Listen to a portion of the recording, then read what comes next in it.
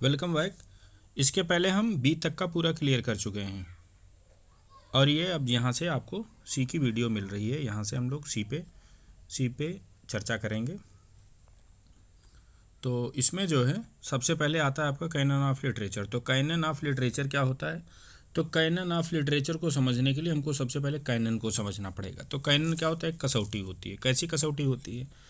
कसौटी का मतलब होता है कि आप किसी चीज़ को टेस्ट करने का एक मानक। जैसे ये कसौटी शब्द जो है ज़्यादातर जो है सोने को टेस्ट करने के लिए होता है, तो एक मानक होता है।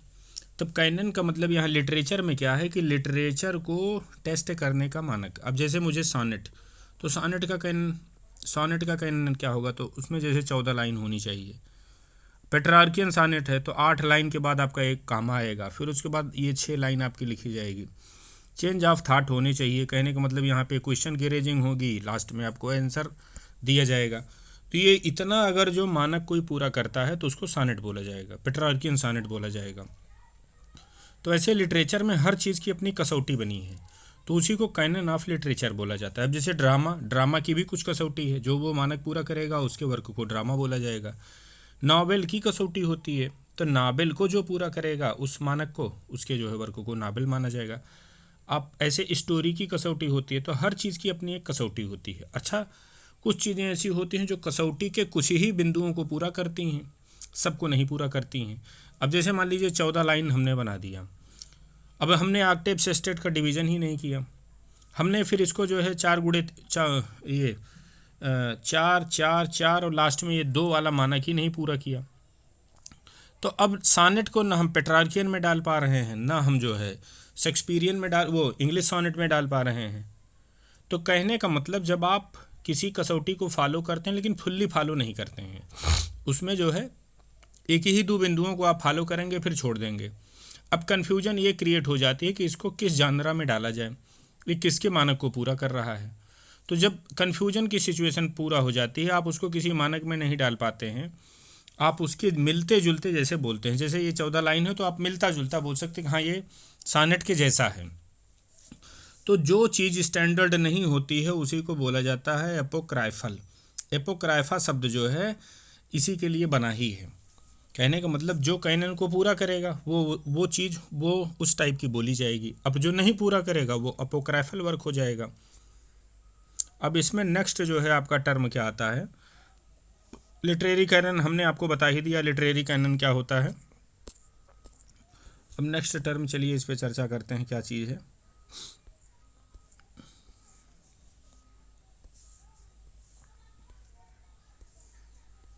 अब जैसे कार्पे डियम आपका नेक्स्ट टर्म, तो कार्पे डियम क्या आता है? कार्पे डियम आपकी एक मोटिव होती है। कैसी मोटिव होती है? Seize the day. Seize the day का मतलब यहाँ क्या है? सी इज़ द डे का मतलब यहाँ पे है कि इसमें एक लवर होता है, वो अपनी बिलव्ड को जो है, जैसे बिलव्ड सपोज दैट आप ये मान के चलिए नाराज़ है, तो ये इसको ये तर्क दे रहा है कि ज़िंदगी में समय बहुत कम है, आप हमेशा ऐसे रूठते रहोगे, मैं मनाते रहूँगा, तो ज़िंदगी तो पूरी रूठने मनाने में ही निकल जाएगी, तो हम लोग लब कब करेंगे? तो सीज द डे का मतलब ये होता है कि डे सीज हो जाएगा, डे इंड हो जाएगा, किसमें? रूठने मनाने में। तो ऐसी कविता जिसमें आप इस टाइप का जो है इस टाइप की थीम को लेकर के, इस टाइप के पॉइंट ऑफ व्यू को लेकर के आप एक पोएम क्रिएट करते हैं, तो उसकी थीम को बोला जाता है carpe diem theme, sorry carpe diem motive. वो आपकी पोएम कार्पे डियम मोटिव वाली बोली जाती है। अब ये जो कार्पे डियम आपका फ्रेज है ये लैटिन फ्रेज है। इसकी लिटरल मीनिंग क्या होगी? लिटरल मीनिंग होगी सीज द डे। इसमें होता क्या है? इसमें ये होता है कि लवर अपनी बिलव्ड को जो है लब में हेस्टन करने के लिए बोलता है कि ये रूठने मनाने वाला झाम ख़त्म करो, जल्दी से जो है प्रेम किया जाए। अब अगला आपका टर्म आता है सेल्टिक रिवाइवल या सेल्टिक आपका रिनेसेंस। तो ये सेल्टिक लैंग्वेज के उत्थान के लिए ये रिवाइवल आपका किया गया था, डब्ल्यू बीट्स और इनके जो है और इस टाइप के जो है राइटर्स के द्वारा। अब चलिए नेक्स्ट टर्म आपका आता है आपका करेक्टर। तो करेक्टर क्या होता है? करेक्टर ड्रामा में जो है एक पात्र होता है। अब उस पात्र से संबंधित कुछ चीज़ें बताई गई हैं। अब जैसे डायलॉग है, एक्शन है, मोटिवेशन है, तो करेक्टर जो बोलता है वो आपका डायलॉग हो जाता है। करेक्टर जो करता है वो एक्शन हो जाता है, और करेक्टर जिन परिस्थितियों से मोटिवेट होकर के कार्य करता है उसको मोटिवेशन बोलते हैं। अब इसी में आपका नेक्स्ट टर्म आता है आगे कि फ्लैट करेक्टर और आपका राउंड करेक्टर। तो फ्लैट करेक्टर क्या होता है? फ्लैट करेक्टर हम उस करेक्टर को बोलते हैं कि जो 1 और 2 डायमेंशनल होता है, 1 और 2 डायमेंशनल होता है। कहने का मतलब जिसमें ट्रेड्स ज़्यादा नहीं होते, जिसमें जो है गुण ज़्यादा नहीं होते हैं। जैसे अगर जो ठिठोलिया है तो सिर्फ ठिठोलिया रहेगा, वो योद्धा है तो सिर्फ योद्धा रहेगा, ज़्यादा उसमें करेक्टरिस्टिक्स नहीं रहते। और जो ठिठोलिया भी है, जो योद्धा भी है, जो है राइटर भी है, जो कुक भी है, तो मल्टी टैलेंटेड होता है। तो जो मल्टी टैलेंटेड होता है फिर वो आपका जो है राउंड करेक्टर के नाम से जाना जाता है। अब नेक्स्ट टर्म आपका इसमें आता है करेक्टराइजेशन। करेक्टराइजेशन क्या होता है? करेक्टर को स्टेज पे इस्टेब्लिश कर देने को ही करेक्टराइजेशन बोलते हैं। कहने का मतलब ये एक टाइप का करेक्टर का इंट्रोडक्शन होता है। कैसा इंट्रोडक्शन? अब जैसे हैमलेट आके डायरेक्ट स्टेज पे खड़ा हो जाए, अब आपको कैसे पता चलेगा यही हैमलेट है, यही राजा का लड़का है? तो उस टाइप की परिस्थितियाँ बनाई जाती हैं। जैसे दो आपके गार्ड्स होते हैं, वो आपस में बात करते हैं कि राजा की हत्या हो गई है, उसका लड़का फ्रांस में है, फ्रांस से आ रहा है, वहाँ पहुँचा है, वहाँ पहुँचा है, ये राजा का लड़का आ गया। अब जब बोलेगा तो आपको पता चल जाएगा ये जो बोल रहा है ये हैमलेट इसका नाम है, ये राजा का लड़का है। तो ये जो आप इंट्रोडक्शन करवाते हैं, इंट्रोडक्शन करवाने का 2 तरीका होता है। एक तो होता है शोइंग, अभी जो मैंने बताया वो शोइंग था कि आप जो है 2 लोग पृष्ठभूमि बनाते हैं, बातचीत करते हैं, आप समझ जाते हैं। एक होता है डायरेक्ट मेथड। डायरेक्ट मेथड को बोलते हैं टेलिंग। टेलिंग में क्या होता है? टेलिंग में आप डायरेक्ट ऐसे मुँह ज़बानी कोरल कैरेक्टर के माध्यम से या कमेंटेटर के माध्यम से आप मुँह ज़बानी ही चीज़ों को नरेट करा देते हैं, दर्शकों तक वो चीज़ आपकी पता चल जाती है। तो कैरेक्टराइजेशन के 2 तरीके हैं, एक आपका शोइंग है, एक दूसरा टेलिंग है। और शोइंग को ड्रामेटिक मेथड बोला जाता है, टेलिंग आपका नॉन ड्रामेटिक मेथड है। अब चलिए नेक्स्ट टर्म पे चर्चा करते हैं। नेक्स्ट टर्म आपका आता है शेवलरिक रोमांस। शेवलरिक रोमांस को ही मेडिवल रोमांस कहते हैं। शेवलरिक का मतलब होता है बहादुरी पूर्ण। तो कहने का मतलब ये रोमांस ऐसा होता है जो राजा या राजकुमारों का होता है, और इस लव को पाने के लिए वो एडवेंचरस डीड करते हैं, एडवेंचरस कार्य करते हैं। तो लव की सर्च में जो एडवेंचरस कार्य किया जाता है और उसकी खोज, मतलब ऐसी खोज जिसमें एडवेंचरस कार्य शामिल हों, उस खोज को क्विस्ट बोला जाता है। अब इसी में नेक्स्ट टर्म आपका आता है, नेक्स्ट टर्म ये आता है कि जो ये शेवलरिक रोमांस हैं इनको लिखने का 4 मैटर ज़्यादा हुआ है, मतलब 4 थीम लेकर के ये ज़्यादा लिखे गए हैं। तो वो चीज़ यहाँ आपको बताई गई, जैसे मैटर ऑफ ब्रिटेन। शेवलरिक रोमांस लिखने का पहला टेस्ट क्या है? Matter of Britain. या दूसरा टेस्ट क्या है? मैटर ऑफ रोम पे लिखे जा सकते हैं। तीसरा आप क्या है? Matter of France. या चौथा आपका क्या है? Matter of England. ये 4 मैटरों पर ये ज़्यादा आपके लिखे जाते हैं, तो इनको जो है आपको ध्यान देने की ज़रूरत है। नेक्स्ट टर्म आपका आता है मेट्रिकल रोमांस। मेट्रिकल रोमांस क्या होता है? तो रोमांस रिटेन इन वर्स, मतलब ऐसे रोमांस जो वर्स में लिखे जाएं उन्हीं को मेट्रिकल रोमांस बोला जाएगा। नेक्स्ट टर्म पे चर्चा करते हैं कोरस। कोरस क्या होता है? कोरस होते हैं ग्रुप ऑफ सिंगर्स जो एक टाइप की कमेंट्री करते रहते हैं, अपकमिंग इवेंट्स के बारे में बताते हैं, गाने का काम करते हैं, तो इनको कोरस बोला जाता है। तो पहले कोरस 2-3 हुआ करते थे, बाद में इसी कोरस को जो है घटा करके जो एलिजाबेथन पीरियड में एक कैरेक्टर के माध्यम से यही काम किया जाने लगा। कहने का मतलब जो काम 5 आदमी करते थे एलिजाबेथन टाइम में, उस काम को एक आदमी करने लगा। तो उस एक आदमी को क्या बोला जाने लगा? Coral character. ये जो है ज़्यादातर स्टेज पे नहीं होता, स्टेज के बाहर होता है, कमेंट्री करने का काम होता है, हीरो के जो है इंटेंशन को बताता है, अपकमिंग इवेंट्स के बारे में बताता है। अब जैसे किंग लियर में आपका जो है कौन है कोरल कैरेक्टर? तो वो फूल है। एंटोनी क्लियोपेट्रा में कौन है? तो इनोबार्बस है। तो ये आपके ऐसे होते हैं कोरल कैरेक्टर। अब चलिए नेक्स्ट टर्म इसमें चर्चा क्या की? क्रोनिकल प्ले, हिस्टोरिकल प्ले और एनल्स। ये 3 आपको टर्म मिलेंगे, तीनों जो है आपके इतिहास से मतलब हिस्ट्री से संबंधित हैं। तीनों में अंतर क्या है? अब तीनों में आपका जो हिस्टोरिकल है या हिस्टोरिकल शब्द जो है ये सबसे बड़ा है, ये अम्ब्रेला टर्म समझ लीजिए। कहने का मतलब हिस्टोरिकल हम उसको बोलेंगे कि जो या तो हिस्टोरिकल इवेंट को पकड़े, मतलब हिस्टोरिकल इवेंट को शामिल कर ले, हिस्टोरिकल कैरेक्टर को शामिल कर ले या डेट्स को शामिल कर ले, उसको हम बोलेंगे हिस्टोरिकल प्ले उसको बोलेंगे या उसको हिस्ट्री बोलेंगे। अब क्रॉनिकल्स क्या होता है, क्रॉनिकल्स क्या करता है, ये सिर्फ डेट्स को डील करता है। जैसे 1945 से 1960 तक का ये जो है हमने इस प्ले में दिखाया, और अगले में हमने क्या दिखाया 1965 से 1970 का, ये दूसरे में हमने दिखा दिया। तो ये क्या बोले जाएंगे, ये क्रॉनिकल प्ले बोले जाएंगे। अब अगर जो यही चीज़ मैं ईयर बाय ईयर कवर करूं, जैसे 1945 से लेकर के 1948 तक का एक प्ले हो गया, अब 1945 से लेकर के 1960 तक का हमने दूसरा प्ले बनाया, 1960 से लेकर के 1972 तक का तीसरा प्ले बना दिया। तो ये आपका जो ईयर बाय ईयर हम हिस्ट्री को डील करते हैं तो उसको एनालिसिस बोला जाता है। ईयर बाय ईयर जब आप हिस्ट्री को डील करते हैं वन ईयर, तो वो आपका एनालिसिस के नाम से जाना जाता है। क्लिशे क्या होता है, क्लिशे आपका एक फ्रेंच वर्ड है, ये स्टीरियोटाइप होता है। स्टीरियोटाइप का मतलब गढ़ा गढ़ाया। ये क्लिशे उस वर्ड को बोलते हैं जो बहुत ज़्यादा सोसाइटी में यूज होते हैं। जैसे किसी को धक्का लगा, एक्सक्यूज़ मी, और भी तो शब्द हैं लेकिन आप एक्सक्यूज़ मी ही बोलते हैं। लेटर आपने लिखा, योर सिंसियरली आप लिखते हैं। तो ये जो आपके फ्रिक्वेंटली यूज्ड फ्रेजेज होते हैं या जो है वर्ड्स होते हैं, इन्हीं को क्लिशे बोला जाता है। और इन्हीं क्लिशेज का यूज़ करके जब पोएट ने कविता बनाई तो अलेक्जेंडर पोप बड़ा नाराज़ हो गया। तो उसने ऐसे जो है कहने का मतलब अनटैलेंटेड पोएट्स को जो है प्रोटेस्टर्स बोला। प्रोटेस्टर्स का मतलब क्या होता है, अनटैलेंटेड पोएट्स।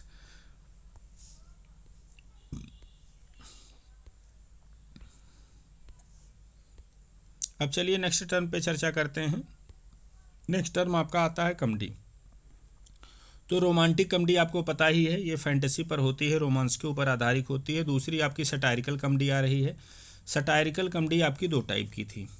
इसमें एक आपकी आती है न्यू कॉमेडी। न्यू कॉमेडी जो है इसको ये बोलते हैं, इसके ओरिजिनेटर मिनेंडर हैं। ओल्ड कॉमेडी के जो है आपके ओरिजिनेटर एरिस्टोफेंस माने जाते हैं। और शेक्सपियर के जो आपके दो प्ले ऐसे हैं जिसमें आपके न्यू कॉमेडी के जो है गुण मिलते हैं। न्यू कॉमेडी मतलब कि कॉमेडी ऑफ मैनर, जिसको आप बाद में जानते हैं। अब वो है लव्स लेबर्स लास्ट और मच आडो अबाउट नथिंग। तो इनमें आपके कॉमेडी ऑफ मैनर्स या न्यू कॉमेडी के गुण आप बोल सकते हैं। अब फार्स क्या होता है, फार्स होता है बेली लाफ। बेली लाफ का मतलब होता है इतनी ज़्यादा हंसी करने वाला कोई आप कार्य करते हैं या ऑडियंस को इतनी ज़्यादा हंसी करने वाले एक्शन दिखाए जाते हैं कि जिनसे आपका बहुत ज़्यादा हंसी आए। बेले का मतलब होता है पेट, लाफ मतलब इतना आप हंसें कि पेट में दर्द पैदा हो जाए। जैसे कहते हैं ना, भैया आपने हंसा हंसा करके हमारे पेट में दर्द पैदा कर दिया। तो वही चीज़ यहाँ पे भी है। बेले लाफ का मतलब है कि ऐसा कोई प्ले हो, ऐसा कोई आपका नाटक हो कि जिसको देखने के बाद आपको बहुत ज़्यादा हंसी आए, तो वही आपका हो जाता है, आपका फार्स हो जाता है। फार्स और ट्रेजिक फार्स में डिफरेंस है। ट्रेजिक फार्स जो है ब्लैक ह्यूमर, ब्लैक कॉमेडी को बोलते हैं, और ये आपका फार्स दूसरी चीज़ है। हाई कॉमेडी, लो कॉमेडी क्या होती है, हाई कॉमेडी उस कॉमेडी को बोलते हैं जिसमें लाफ्टर इंटेलेक्चुअल होता है, मतलब विटी डायलॉग्स होते हैं। जैसे मैं आपसे कहूँ कि जब आप, जैसे मैंने आपको कहा यार आप बंदर हो, तो ये हो गया क्या, ये सिंपल लैंग्वेज हो गई, ये लो कॉमेडी में यूज होती है। अब इसी को मुझे जो है हाई कॉमेडी वाले सेंटेंस बनाना हो, जैसे इंटेलेक्चुअल मुझे सेंटेंस को बनाना हो, तो मैं क्या कहूँगा, जब आप हंसते हैं तो मुझे अपने पूर्वजों की याद आती है। तो हमारे पूर्वज कौन थे, तो मानव जाति के पूर्वज बंदर ही हैं। तो मतलब जब आप हंसते हैं तो मुझे बंदर के जैसे लगते हैं। तो ये डायरेक्ट बंदर न कह के जब आप इंटेलेक्चुअल वे में बंदर कहते हैं तो वही इस टाइप के सेंटेंसेस जब आप यूज़ करते हैं तो वही हाई कॉमेडी है। नहीं, सिंपल सी होती है, गैग्स जोक्स इनके थ्रू आप हंसाते हैं तो वो आपकी लो कॉमेडी होती है। अब शेक्सपियर की एक आपकी प्ले है मच आडो अबाउट नथिंग, ये इसमें हाई कॉमेडी के गुण हैं। कॉमेडी ऑफ ह्यूमर्स, ये जो है 4 कॉमेडी ऑफ ह्यूमर्स के जो ट्रेड्स होते हैं उसके ऊपर आधारित है। इसके डिटेल में आपको अगर जो देखना होगा तो कॉमेडी ऑफ ह्यूमर्स के हमने एक अलग से वीडियो बनाई है, वो आप उस पर वहाँ जा कर के प्ले स्टोर में देख सकते हैं। एक आपका इसी में नेक्स्ट टर्म आता है कि ह्यूमरस कैरेक्टर, ऐसा कैरेक्टर जो ह्यूमर क्रिएट करे उसी को हम ह्यूमरस कैरेक्टर बोलते हैं। कॉमिक रिलीफ क्या होता है, कॉमिक रिलीफ ट्रेजेडी में एक एपिसोड के माध्यम से दिया जा सकता है, एक कैरेक्टर के माध्यम से दिया जा सकता है, एक सीन के माध्यम से दिया जा सकता है। क्यों, टेंशन को कम करने के लिए। जब बहुत ज़्यादा ब्लड शेड हो जाता है, बहुत ज़्यादा मारकाट हो जाती है, तो जो ड्रामेटिस्ट होता है उसके मन में ये आती है कि दर्शकों पर इस पर कहीं बुरा प्रभाव न पड़ जाए, या ऐसा कोई कमज़ोर हृदय वाला आदमी हो कि कहीं लुढ़क न जाए, तो उसके चक्कर में वो एक हंसी वाला सीन डाल देता है। अब जैसे किंग लियर में आप उसमें आप मैकबेथ में देखेंगे राजा की हत्या हो जाती है, बहुत ज़्यादा ब्लड शेड होता है, तो वहाँ पे फिर उसके बाद पोल्टर सील डाल के आपको जो है कॉमिक रिलीफ दिया जाता है।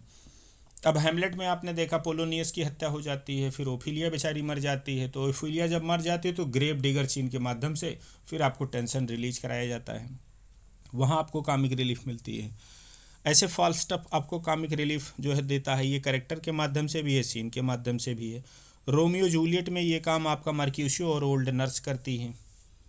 अब कमेडिया डेल आर्ट क्या होता है? कमेडिया डेल आर्ट का मतलब होता है कॉमेडी ऑफ आर्ट। ये आपकी एक टाइप की लो कॉमेडी होती है, और इसके जो करने वाले लोग होते हैं, जो इसके एक्टर्स होते हैं, वो आपके समझिए कि प्रोफेशनल होते हैं, उनको किसी तैयारी वारी की ज़रूरत नहीं होती, विदाउट प्रिपरेशन वो डायरेक्ट जो है मंचन शुरू कर देते हैं।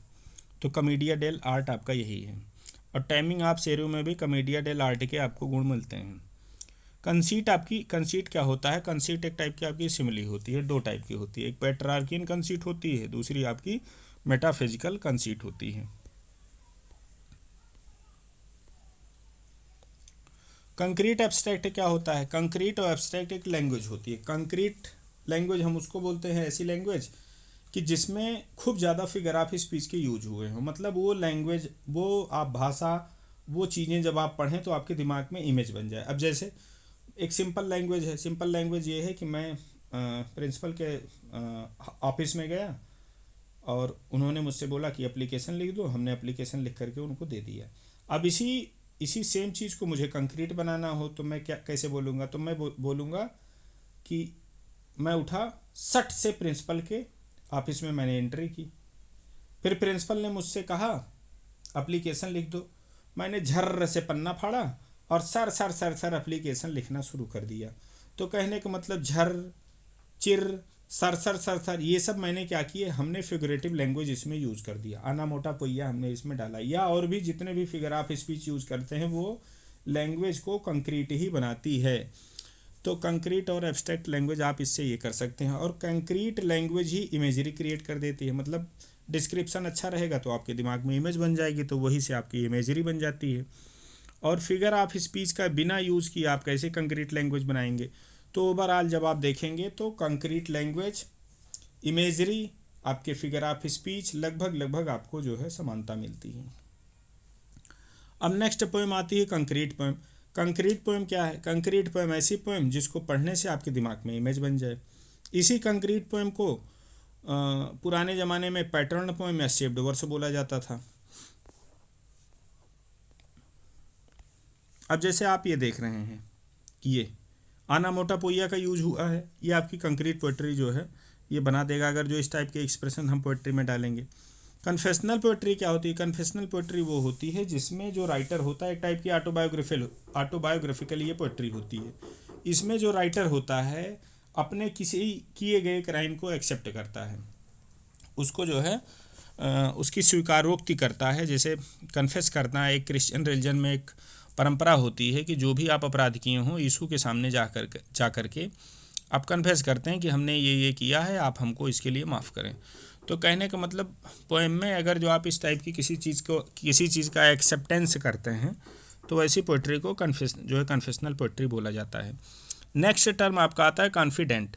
कॉन्फिडेंट आपका जो है इसका फेमिनिन जेंडर होता है कॉन्फिडेंटी, लास्ट में ई जोड़ देते हैं। ये आपका एक कैरेक्टर होता है और ये कैरेक्टर कैसा होता है? माइनर होता है। इन सब चीज़ों पर ध्यान दीजिएगा। और ये क्या होता है? हीरो का या हीरोइन का ट्रस्टेड होता है, मतलब उसके बिल्कुल इंटीमेट होगा। तो अच्छा, इसका यूज़ क्यों करते हैं? इसका यूज़ इसीलिए करते हैं कि जैसे मान लीजिए मुझे साली लकी न बुलवाना हुआ, तो जब साली लकी नहीं बुलवाऊंगा तो हीरो के अंदर की थाट आप दर्शकों को तक कैसे पता चलेगा? तो उसका एक तरीका ये होता है कि हीरो अपने मन की बात अपने कॉन्फिडेंट फ्रेंड से बोले, तब दर्शकों को भी पता चल जाएगा अच्छा हीरो के मन में ये चल रहा है। तो हैमलेट में कॉन्फिडेंट कौन है? होरेसियो। और आपका एंटोनी क्लियोपेट्रा में कॉन्फिडेंट कौन है? तो फिर पता चला आपकी जो क्लियोपेट्रा की मेड होती है चार्मियन, वो आपकी कॉन्फिडेंट मानी जाएगी। अब जेम्स ने इसी कॉन्फिडेंट को फेसिल बोला है। नेक्स्ट टर्म आपका आता है कनोटेशन डिनोटेशन। कनोटेशन हम उसको बोलते हैं जो आपकी जो है इमोशनल मीनिंग होती है, डिनोटेशन हम उसको बोलते हैं जो डायरेक्ट मीनिंग होती है। अब जैसे होम का मतलब अगर जो मैं बोलूँ पीस, होम का मतलब मैं बोलूँ रिलैक्स, होम का मतलब मैं बोलूँ कंफर्टेबल, तो ये क्या होगा, ये कनोटेशन हो जाएगा। अब होम का मतलब मैं बोलूँ बिल्डिंग, होम का मतलब मैं बोलूँ हाउस, तो ये क्या हो जाएगा, ये इसका डिनोटेशन हो जाएगा। और एनोटेशन एक किसी में आपको मिलता है, एनोटेशन का मतलब होता है टीका टिप्पणी या जो है जो एक्सप्लेनेशन, वो आपका इनोटेशन, वो हाँ एनोटेशन हो जाता है। अब नेक्स्ट टर्म आपका आता है इन्वेंशन, एक आता है आपका कन्वेंशन, इन्वेंशन, ओरिजिनलिटी। तो कन्वेंशन क्या होती है, एक धारणा होती है। जैसे धारणा क्या है, सानेट 14 लाइन में बनेगा, ये एक आपकी कन्वेंशन है, धारणा है। अब इन्वेंशन क्या हो जाएगा, 14 लाइन न लिख करके मैं 16 लाइन लिख दूँ, ये और जो है इन्वेंशन हो जाएगा, आविष्कार हो गया। और इस आविष्कार के कारण हमको ओरिजिनलिटी मिल जाती है। कहने का मतलब अब 16 लाइन का सानेट अभी तक अस्तित्व में नहीं था, अब आ गया। तो यहाँ जो है ये तीनों टर्म आपको एक साथ पढ़ना है। कोर्टेले लब क्या होता है, कोर्टेले लब मतलब ऐसा अरिस्टोक्रेट का लब, वही आपका कोर्टेले लब बोला जाता है। अब इसमें एक नेक्स्ट टर्म आपको मिलेगा ट्राउबेडोरस। तो ट्राउबेडोरस पोइट्स होते हैं, कहाँ के पोइट होते हैं, साउदर्न फ्रांस के जो प्रोविंस के पोइट होते हैं उनको हम ट्राउबेडोरस बोलते हैं। सर ट्राउबेडोरस कोर्टेले लब परंपरा को फॉलो किए हैं। कहने का मतलब इनकी कृतियों में कोर्टेले लब जो है मैनर को एक्सेप्ट किया गया, इसलिए हम इनको यहाँ पे याद करते हैं। नेक्स्ट टर्म आपके सामने आपका आएगा crime fiction, detective story, murder misery, misery novel, police novel, ये सब एक हैं। इनमें सब में जो है कोई ना कोई इन्वेस्टिगेशन किया जाता है या इन्वेस्टिगेशन के ऊपर आधारित ये होती हैं। अब इसी में आपको मिलेगा हार्ड बॉयल्ड डिटेक्टिव स्टोरी। ये क्या होता है, हार्ड बॉयल्ड डिटेक्टिव स्टोरी का जो, ये भी एक टाइप का क्राइम फिक्शन है, लेकिन इसका जो क्रिमिनल होता है वो बहुत ही नोटोरियस होता है, बहुत ही कुख्यात होता है। मिजरी नावल ये एक टाइप का आपका रहस्य डील करती है, जो है रहस्यों का जो है इसमें प्रकटन किया जाता है या रहस्यों पर जो है चर्चा की जाती है, तो इसी को उंडेंट्स भी बोलते हैं। थ्रिलर क्या होता है, थ्रिलर जब कई जो है सेंसेशनल इवेंट्स एक साथ घटित होती हैं तो उसी के कारण आपका थ्रिलर पैदा हो जाता है। क्रिटिज्म आपको पता ही है, क्रिटिज्म और जो है क्रिटिक से संबंधित ये सब सारे के लिए हम अलग से एक वीडियो बनाएंगे कि उसमें सिर्फ क्रिटिज्म की ही बात होगी और लिटरेरी थियरी की ही बात होगी, तो इसलिए यहाँ भी इसको हम जो है स्किप कर रहे हैं। कल्चर स्टडीज भी थियरी से संबंधित है, मैं इसको यहाँ पे स्किप कर रहा हूँ। तो ये सी तक का आपका पूरा हो गया है। अब नेक्स्ट वीडियो में हम लोग डी पे जो है चर्चा करेंगे। थैंक्स।